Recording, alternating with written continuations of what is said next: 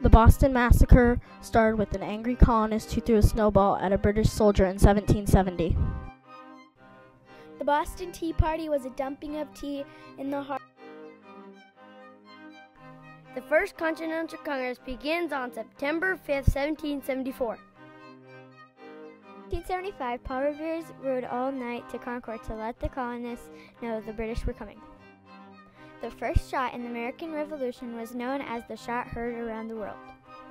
The Battle of Bunker Hill was in 1770. The Americans' goal was to force the British out of Boston. George Washington becomes Supreme Commander of the Continental Army. The Americans failed to seize the city of Quebec in 1775. Thomas Paine's pamphlet, Common Sense, convinced many Americans to part with Great Britain. George Washington drives the British out of Boston in 1776.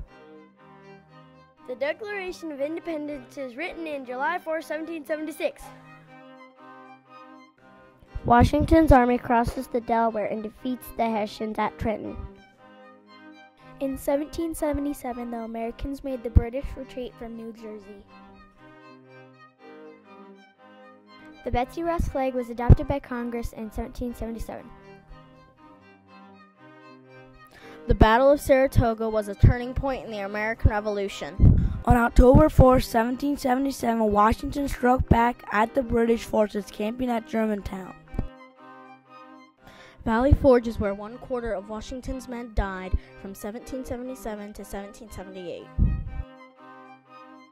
Fort Lawrence was the only American Revolutionary War fort in Ohio. The Battle of Monmouth was a great victory for Washington's army. In July of 1778, George Roger Clark captures Vincennes in the Northwest Wilderness.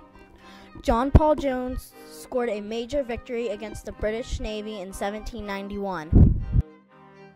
In February of 1779, George Roger Clark recaptures Vincennes. The British crushed the American army in 1780 in the Battle of Camden.